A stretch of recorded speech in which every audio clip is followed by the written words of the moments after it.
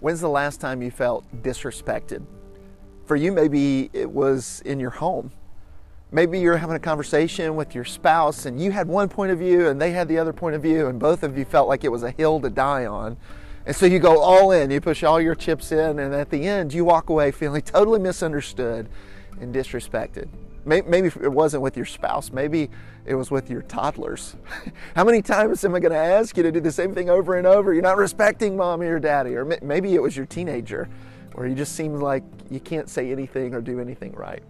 Maybe you felt disrespected at home, or maybe for you it wasn't at home, maybe for you it was at work.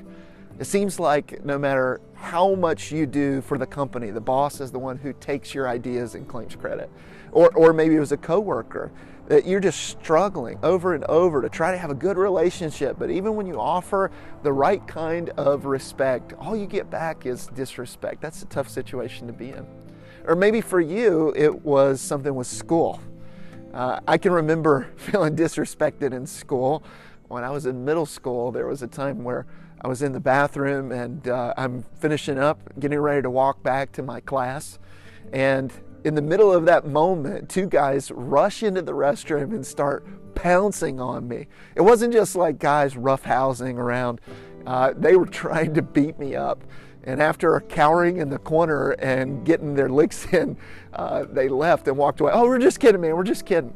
In that moment, I felt totally disrespected as a man, right? Until my mom called the principal and they got in trouble. Big win for standing up for myself.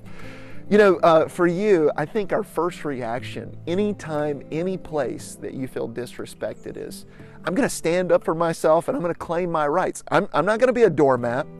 I'm not going to be walked on. It's part of our DNA in our American culture, I think, that we're not going to take any junk from anybody. We're going to stand up and claim our rights. But what if that's not the most important thing that should happen or could happen whenever we're disrespected? I think the Apostle Peter would tell us there's something even more important than standing up for yourself and claiming your rights. As he's writing to the believers who are scattered all around modern-day Turkey, who are starting to be persecuted for their faith, he wants to write to them about respect. He knows they're being disrespected, but his advice to them is to respect the people in authority, even if they disrespect you. In fact, he has this challenge for believers that I think is really appropriate for us today. What if it's more important, instead of claiming our rights when we feel disrespected, what if it's more important for those who are disrespecting us to recognize Jesus' rule? Instead of recognizing and claiming our rights, what if it's more important that we live our lives and we respond in a way that lets them know Jesus is in charge of us and ultimately he's in charge of everything? So the Apostle Peter writes to them, listen, even when people are doing things against you, you don't pay back. Even when people are treating you poorly, you're not a mirror who reflects back what's coming to you, even though that might feel natural to do. Instead of being a mirror, he wants you to be this giant arrow pointing people to Jesus.